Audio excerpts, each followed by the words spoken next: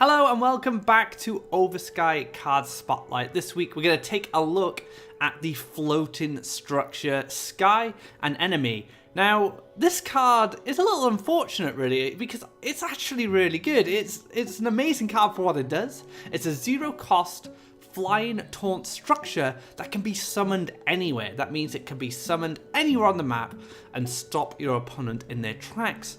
The tragic thing about it, it's in a very awkward color combination. Now, red-yellow doesn't really have many archetypes outside of Burn and the Event Synergy package. And the Event Synergy package is probably the lesser known of the two. Red-yellow Burn has been active in various competitive scenes throughout Faeria, using the Scourge Flame Spectre, the combat creatures, the Shedding Brute, and the Grimguard, whereas the event list not picking up in too much popularity, but was recently featured in the recent monthly cup.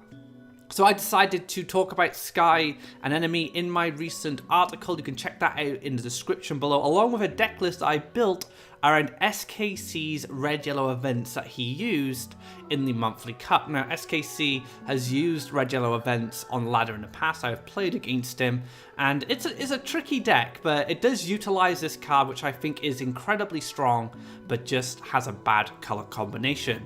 So let's take this deck for a spin on the ladder and see how it performs. Alright guys, into the match. We're going up against a Kev. Let's see how we do. We have a lot of yellow cards to start off with, which is very good. I find with this kind of deck, you want to go down one color quite hard on your mulligan. So if you pick up like a Ground Shaker, you might decide, actually, I'll throw in the yellow cards because I'm going to focus on building mountains. I actually prefer to focus on deserts with this list, simply because you can get the early charges down, but you can also get the early Manta Riders. And Manta Riders are incredibly powerful. So we have a Charger. I kept the Nightmare as well because we're going to go 3 deserts.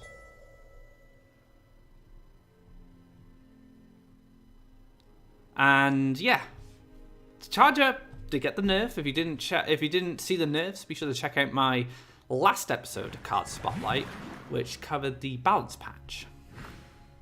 Now, I've been seeing a lot of red-blue on ladder. Red-blue Gabrian Archons, Gabrian Commanders using the Gemshell Tortoise. Picked up in a lot of popularity recently, mainly because the balance patch slowed down some of the kind of high-tempo orientated decks and given some breathing room for these control-style builds. Now, we are going to take care of our little friend, the Spring Mochi here. And just sniper with the Soul Drain, and then we can go mountain, or we can go double neutral and then just take a mountain here next time. So we only need 2 mountains in this list. We have 3 deserts for the last Nightmare, and then we can have the 2 mountains. So I am going to take double neutral because I do want to double collect. Do I Nightmare this guy? I think so. Simply because this double collects next turn. I'm potentially stopping my opponent from getting 10 Faeria. I'm really slowing them down. Now, this Nightmare could have influenced land development on this side. That's very possible. So I could have actually taken Ground Shaker Flame Burst if I hadn't cleared that threat. So we're gonna bounce back. I feel that we could go. I'd like an aggressive mountain, to be honest. I do want the stat bonus. I would like to play Axe Grinder this turn, so maybe I don't want aggressive. Maybe I do want this spot, after all.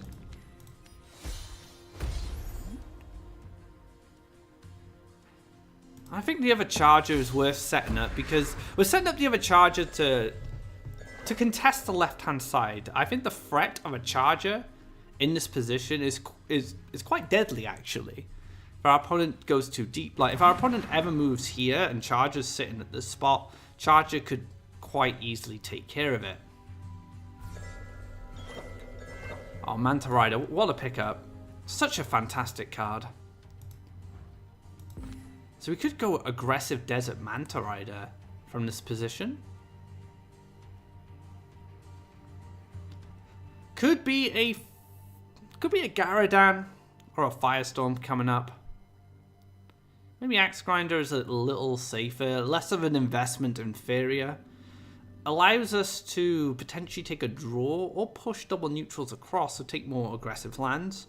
The desert in this position is already good for the Windstorm Colossus, which is one of our win conditions. What would a draw find us? I don't think a draw really helps here.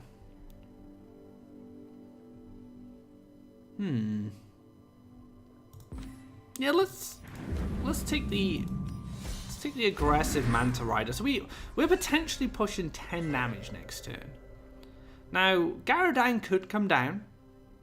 Say in this position here. Gemshell Tortoise is also a threat. This is such a big body as well, a 6/6. Very deadly. Now this Ground Shaker, it's going to risk it. It's going to go for the double collection. No removal options so far. So I can take care of this. I can zip over here. I need another mountain, so I don't have that additional mountain. It is hurting me a little bit. I do want to kill this, but I'm going to miss my opportunity next turn. So what's the alternative? Maybe aggressive mountain, move over and hit, and then just flame burst this? I'm not convinced. I think we take a draw. That's even better. So we take the Nightmare on this side. Because that stops double collection. And then we can just hit the orb from there.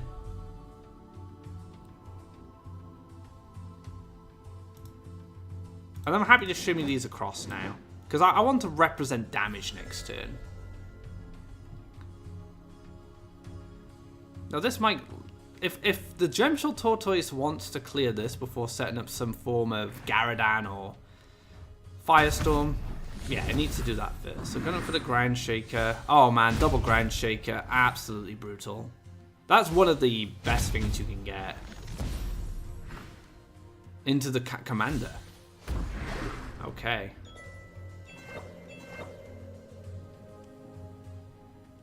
Kind of a weird spot again.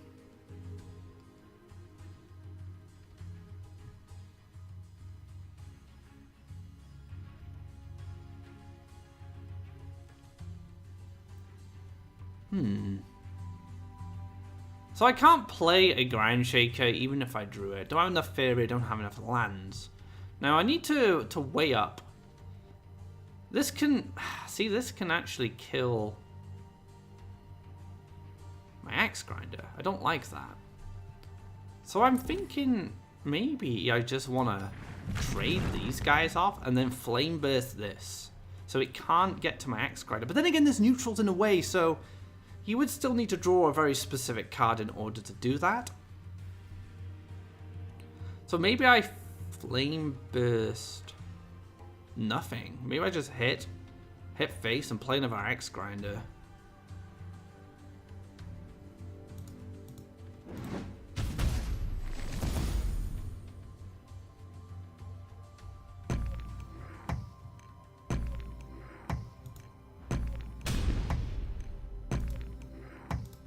Actually, let's go for another charger. So my plan is now I've thought about it, we're going to go for the extra charger. We're going to set this charger up, try and find lethal with like maybe a double event combo.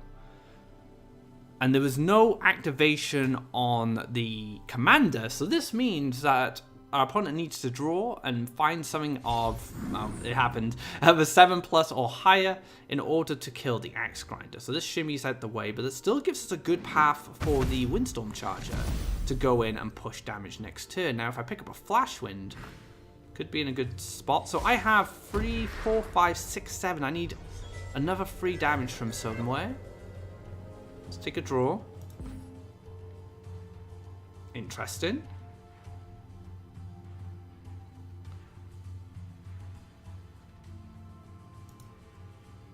So maybe what we do instead is we move here. We can push the 2 damage. Or alternatively, we Soul Pact, we clear the Archon. We then play the Colossus right in front of the orb, and then we move this charger up.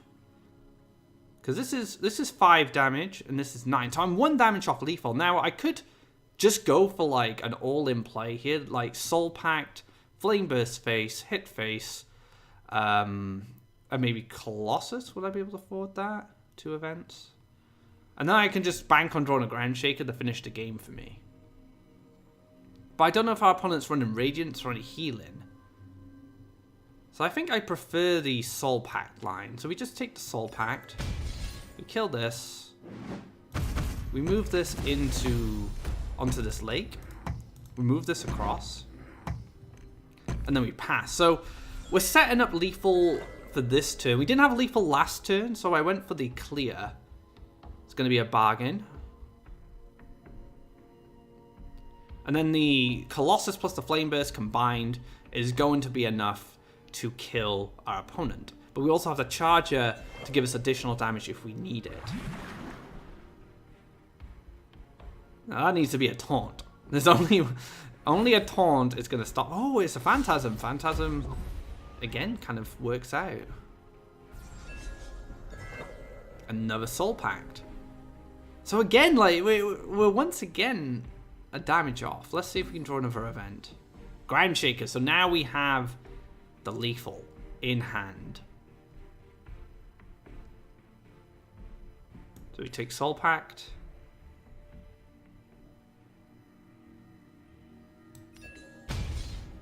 We trade these. Flame Burst face. Hit for 6. And play this here. So we have lethal for next turn with the Ground Shaker.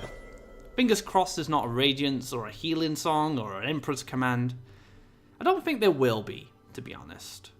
Because this is a bargain list. And bargain decks don't do so well with Radiance because you can't reduce its cost. Its cost will always be fixed to your life total. So the chances of a Radiance is quite slim. However, Healing Song and Emperor's Command could still be in. And we didn't even need the Ground Shaker in the end. Oh, well, we'll show it. And there we have it. So we had lethal regardless. And we have first game. So playing a bit more aggressively there. I would say this red-yellow is a control deck. But against a slower control deck, like a bargain Gemshell Tortoise deck, you're going to want to be a bit more proactive. And you want to be the aggressive. Because we have a lot of potential with this list to deal damage. Because of the charges, because of the flame bursts. So well played there. And yeah, let's get into the next match. Alright guys, into our next match. Gonna be it's Crisscross. And this is an awful hand. We need a creature. Let's ditch it. We pick up the Charger and the Ground Shaker. So now our hand favors mountains more.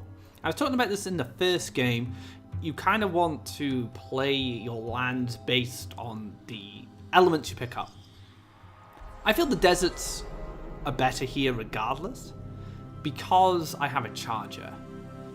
And deserts set up really well on this spot. And it's going to be rush, so maybe we do go for mountains.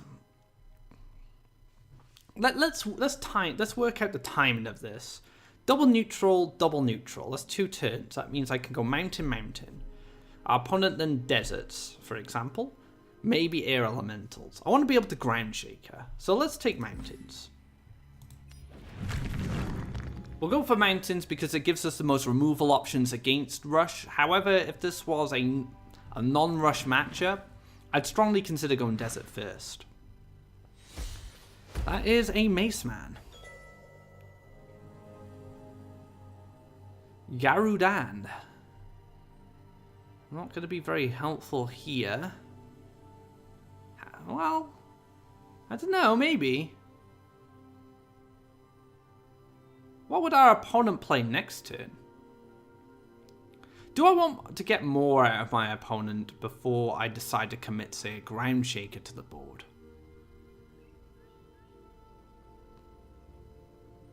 Because Ground Shaker Flame Burst is a combo that kills this. It's a bit cheaper than Garadan. But I'm more likely to play Ground Shaker just like after 2 turns. There's 6 Faeria. It's very unlikely I'm going to have enough Faeria to play Garadan unless I pick up the Soul Packs. It's very greedy if I wait for the Garadan. But it sets me up a potential double collector for the rest of the game and a good defender. And Faeria is very important. You know what? I'm gonna try something. This is a little bit of an experiment from me. I'm gonna try and play the Garadan into Ground Shaker. That's the plan here. Hopefully I'll pick up some cheap removal options. If there's any monks or followers coming up, it's going to be a forest. Okay, so forest is not great. So Garadan's actually much worse here because I'm going to take an extra 4 damage. You didn't play anything else for me to kill.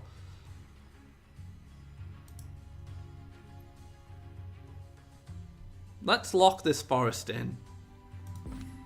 Oh no, I need the mountain. I can't do that. Oh, I can lock the forest. I can lock it in here. But I'd rather lock it in on this spot if we're going to do it. So I already have a mountain here.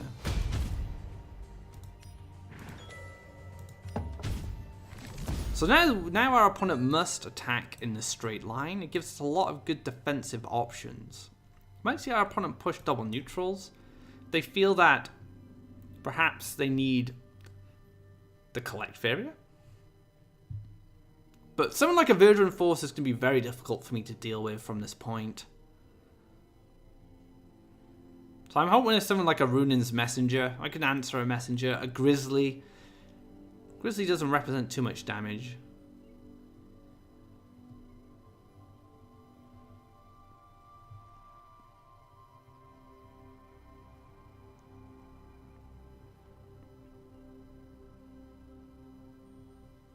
Where's our opponent going? He's going to forest that side. And it's a Grizzly. Like I said, I can deal with the Grizzly. It doesn't do a lot of damage without power-ups. Unless there is a power-up. Which it looks like there's going to be one. So Grizzly becomes a little more problematic in this position. I do have... So I do have the option. So I'm going to pre-hit this. And then I'm going to play a desert in this position. And I'm going to use Garadan next turn to finish it off. I can go Soul Pact Garadan. Taking a lot of damage, but our opponent is Faeria starved. I'm going to have a big dragon that's going to help with stuff.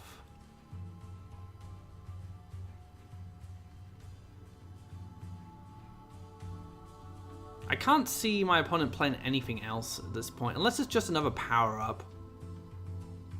Oh, Emperor's Command is brutal. Okay, I didn't expect the Emperor's Command there. Picked up a Flame Burst. The game might already be over.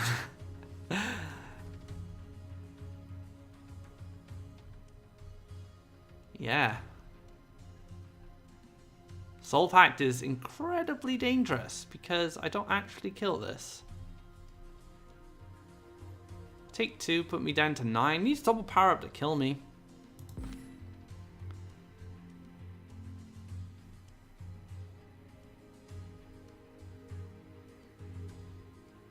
Can +1 into a 5-drop, protecting this from dying. And the Flame Burst won't be enough to kill it, so I'd have to basically bank on the fact that Garadan, or whatever gets played next, is going to be easy to kill, which there's no guarantee. So I'm going to go for the Charger Axe Grinder. So Charger Axe Grinder might be enough to answer whatever shows up. For example, if another Mace Man shows up, I can use the Axe Grinder to kill the Mace Man, and then I can Flame Burst this with the Charger to finish this off. But we'll see. Mace Man is my hope.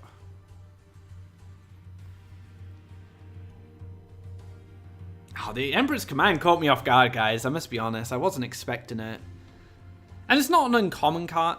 Well, it kind of is. It kind of is an uncommon card to be running Green Rush, at least. In a more mid-range green, I probably wouldn't have been too surprised. But going based off Lou's list, that he played in the last monthly cup. Not the one we had recently, but the one before that. I don't believe any Emperor's commands were run. Now, we're in a very good position because we can clear and we can trade, but do I want to trade? That's the question. I have the opportunity to +1 Last Nightmare and keep this charger alive. That could be very valuable. My opponent has no Faeria, and that means I can start collecting. I could even double collect here. I could hit this, double collect, and then get another round of double collection. I could do a risky Soul Pact into Garadan. Although, moving my charger up here is a little dangerous. But I think it's worth it. We're going to have to take some risks from now on. We're very far behind. And then if charger can double collect for the rest of the game and I can somehow hold on, it's going to be pretty fantastic. This might be a dead turn for Crisscross. We've seen 2 Mace Men. Might just see a Sagami Warrior come down. May be able to answer that with a Flash Wind. There are, I believe, 3 in this list. +1 into another Mace Man. Into a Sagami Warrior. Just out of reach. So I'm going to need to pick up a pretty good card here. And Ground Shaker will do just fine.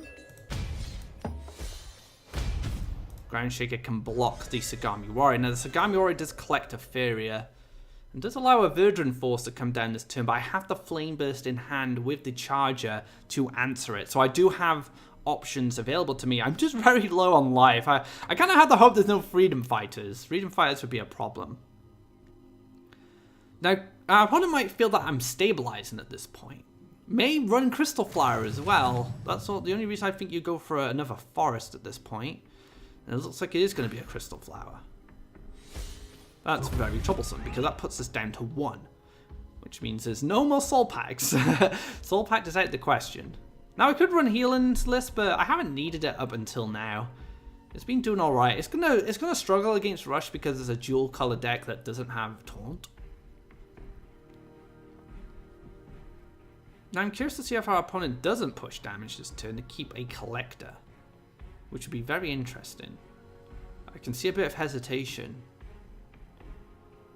It does line up to the Charger. If our opponent decides to keep the Harvester, I'd be in a very good position because...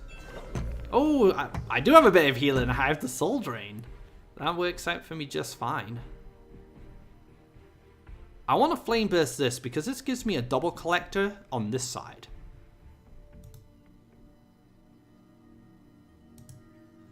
And I have enough Faeria to do all of that, so I think we can take a draw. Another Soul Drain. Okay. Let's drain this soul, get some life back. Let's Flame Burst this Crystal Flower. So we're going to get the Ground Shaker back on our following turn. And our opponent is Starved of Fury. We have the other Soul Drain to give us a bit more life. We also have the Charger still alive. So unless an Emperor's Command comes down, we're going to be in a pretty nice spot. And if our opponent slow plays this turn, doesn't have much of a follow-up, we have a great opportunity to double neutral, double collect, and get an aggressive mountain in this spot for our Axe Grinder. Axe Grinder is like a mini win condition in control decks. So 5-4 is it's pretty good. It's a 4-turn clock, and sometimes that's all a control deck needs to win a match. That is a +1. Another Crystal Flower. On my 2-1. That's just crazy. Speak of the devil, here he is. Alright.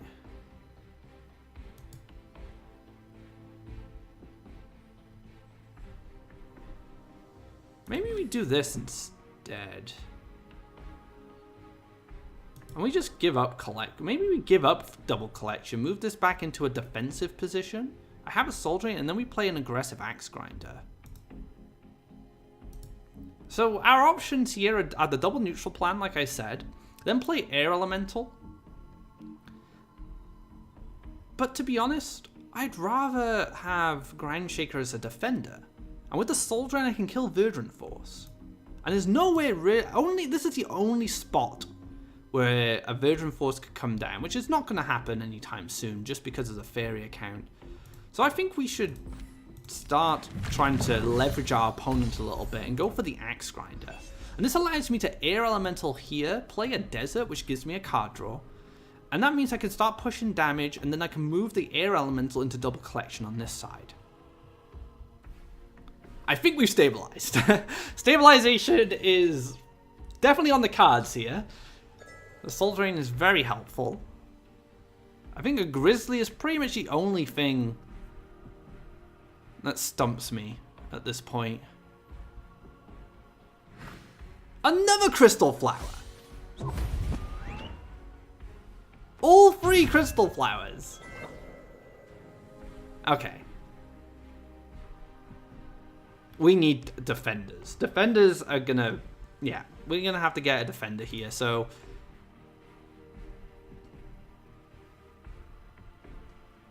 I can play an air... This Air Elemental on this side has a lot of coverage. It covers every forest. So let's do that.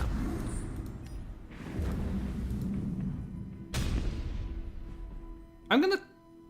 Maybe I should have drawn first, but I'm thinking a +1 to make sure I have a healthy amount of Faeria. So Garadan can be an option. +1 into a Grizzly.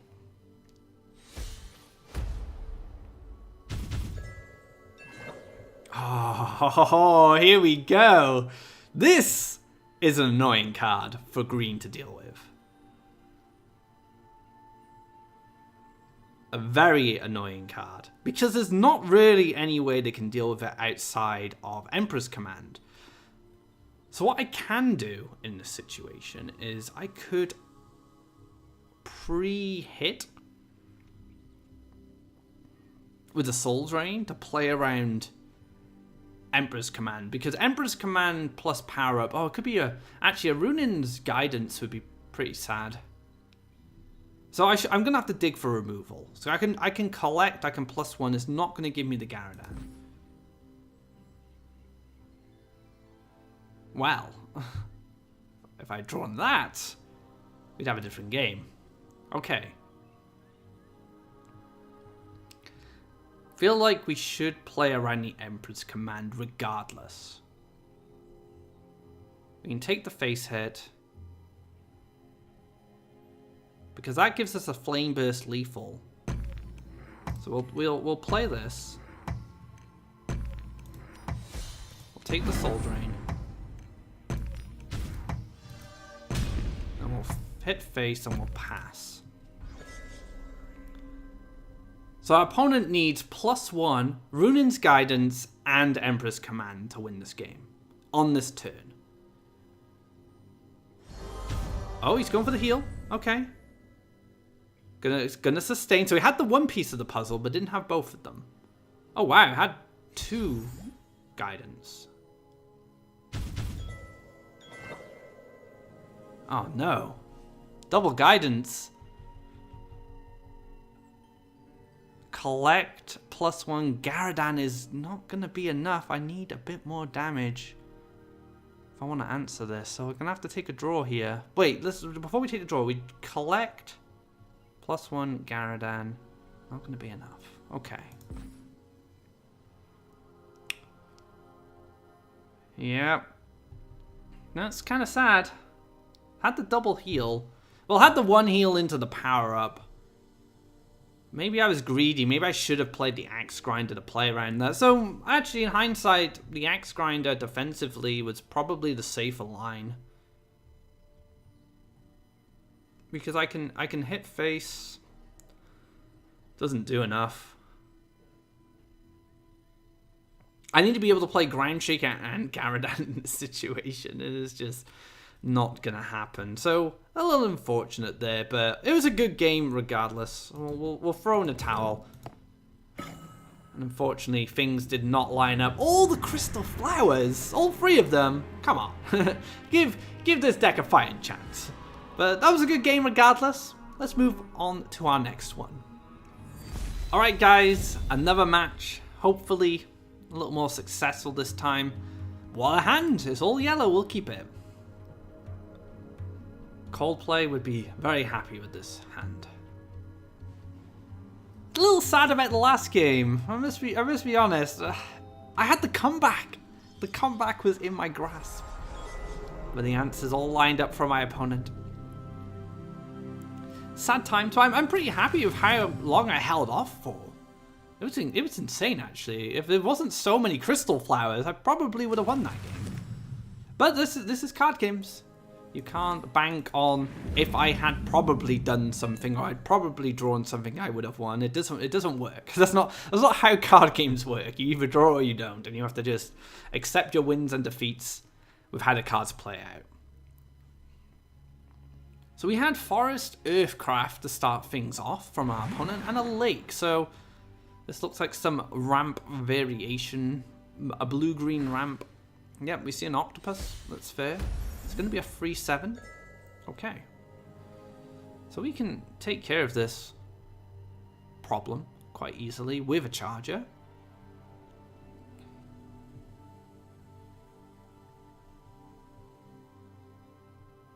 So we can go desert here, play the air element. Desert here, explore, air elemental. Yeah, so we're going to split up our collectors. So we have a collector going off to the left and a collector going off to the right. So the right, the air elemental, is going to be able to fly in between those wells. If this goes to collect now, I have double neutral soul packed soul drain as an answer to this. So a very good start for me so far. Picking up all yellow cards, which is good because it means I don't have to build mountains just yet if I don't want them. And the threat of the charger is massive here. This needs like to be pre-buffed. But if you pre-buff against yellow, you're playing into Last Nightmare. So it's like high risk, high reward defensive play if you go for something like that in this position.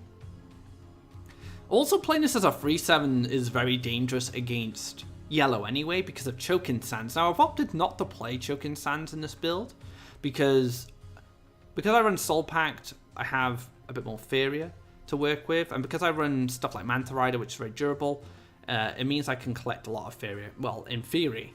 And hard removal like Last Nightmare, make sure I can kill anything that is played, is pretty important. Especially since I'm not running a swallow mechanic. Now, will there be a pre-buff? No. This Shifting Octopus is going to meet its end. Neutral, move up, collect, move across, collect, go for the Soul Pact, into the Soul Drain, get that heal. Sequencing, guys, I got the sequencing down. I didn't Soul Drain first. Make sure I got that heal. There's probably a world where I do that sometimes, but I was good there. It all worked out. This also gives us our Axe Grinder spot in a quite an aggressive position, actually. Another Earthcraft. So the land ramp is coming. Looks like our opponent has decided to commit to the right side in this position. Free Faeria. What could we play for Free Faeria in blue-green? It's going to be a Willow. So that means Feed the Forest. It's definitely something I should consider. 10 Faeria. I almost don't want to build any lands. I just want to draw cards, but I've just picked up the Garadan. Could be very handy.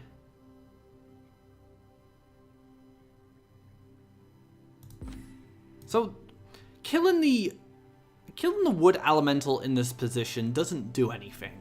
Simply because it isn't double collected. Now if the wood elemental was in this position, I'd strongly consider and probably go for a clear to stop the double collection, but because the Willow is behind it, it basically means that he's going to collect one Faeria regardless if I kill the wood elemental or not.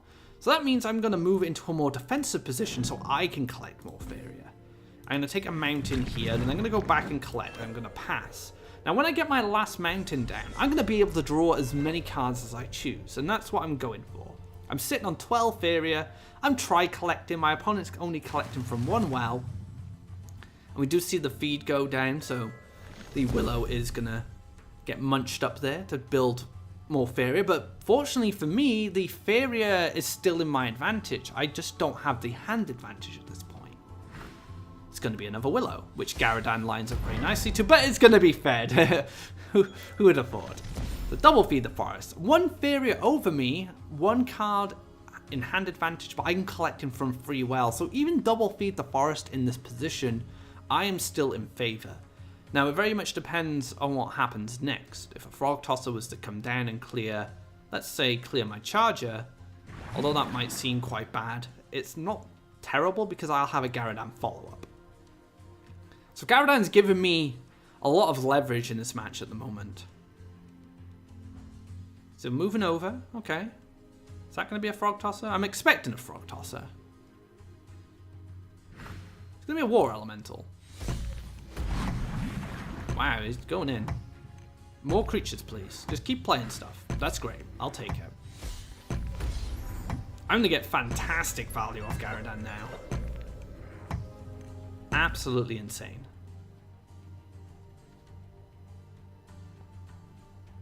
Now, I'm considering playing a mountain here, which might seem a bit weird, but it just means I can kill the wood elemental with my axe grinder on the follow-up. That is the only purpose of a mountain in this spot. I'm going to have to take one here eventually, but I want to kill this elemental.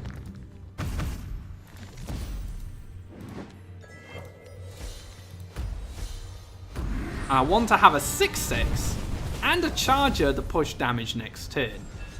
So the Soul Pact alone represents 10 damage between these two creatures. If I pick up any Flame Bursts, I'm going to be in a fantastic position. This goes to collect. There's 8 Faeria remaining. With all this land ramped out already, it means that Sky Whale could be an issue, but it's got to be played in a good spot. The one Flash Wing could change everything for me. And if a Sky Whale is to play this turn, it does mean I get to answer the double collector and my opponent doesn't double collect moving forward. So there's the Frog Tosser. Let's hope there's some more removal picked up for me. It's a Flash Wind. Okay, let's take a draw. Let's see what happens. Manta Rider. Very strong pickup for me. So sadly, killing this doesn't change much. Like before. Probably gonna kill the frog. 6 damage is pretty attractive here, but killing the frog is even better because I'm starving my opponent of Faeria. And it's a shame. See, I could have done this differently if I'd taken land.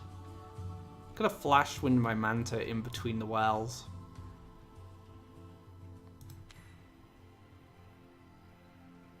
Let's play in the middle. So the Mantle Rider has a lot of coverage in the middle with the Flash Wind.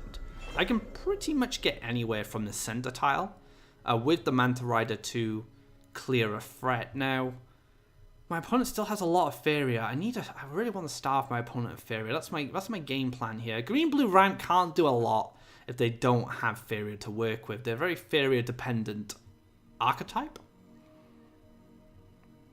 And keeping Faeria advantage here, make sure I have initiative. Now, it may have seemed attractive to push 6 damage there, but stop my opponent having a double collector on the left-hand side is much better. It means that Sky Whales are much more expensive, and it gives me more time to answer them if my opponent doesn't have options. Now, this is probably going to be a trade. Then we might see a creature in this region as a kind of safe harvester. Or maybe here to set up double collection later on. But I have such a perfect path. I can go straight across here, collect, Flash Wind up, collect from here, and then take care of any creature that shows up in this region. That's your best place probably for a creature to be, especially if you can clear the Manta Rider, is here. Stops me from double collecting. Crystal Flowers, sad times. That's the only play that's absolutely fine by me, because I can still double collect and I get to set up a Charger. Feels good.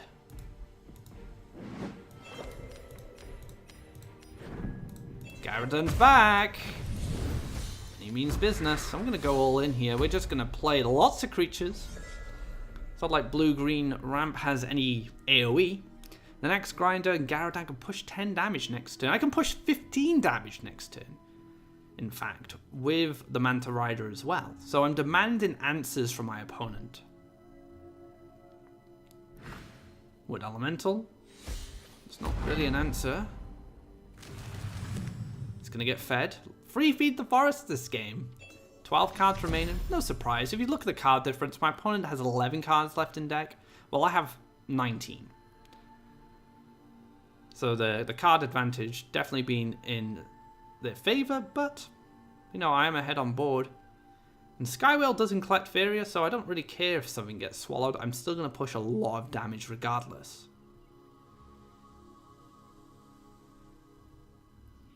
Skywhale takes Garadan, I push 9. Skywhale takes Manta Rider, I push 10. It doesn't make any difference. And like I said, Skywhales don't collect Faeria, so I will be ahead in Faeria by a long shot, especially with the Soul Pack sitting in my hand ready. Yep, here he is.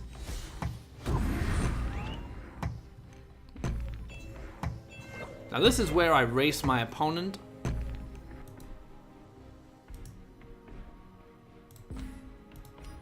Because the Skywhale isn't enough of a threat, especially with what I have on board. I have so many lines for lethal here. 4 Faeria is not going to be enough. It needs a +1 to do something. So good Crystal Flower, but I could kill the Skywhale and get my Garadan back. With the little Manta that comes out. So this is looking like good games to me. You know, this deck's actually pretty decent. And you know, the card that this whole deck's based around has only shown up once, and it actually sadly wasn't that relevant. So I'm hoping maybe I'll get a better opportunity to show its potential. I still think Anemone is such a good card. It is great. It's just in kind of a weird dual color. Red yellow is just kind of limited at the moment. Could definitely change in the future, you know, when more cards get released. You know, this deck actually seems pretty strong. So an Anemone could be a staple. Who knows?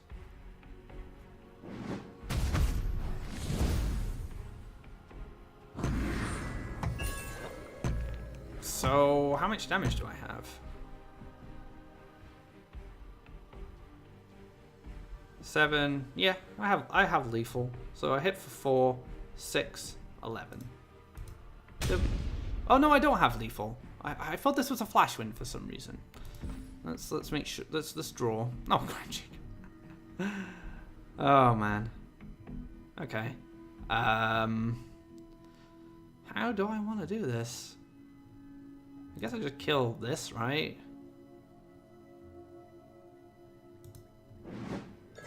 Yeah, just kill this.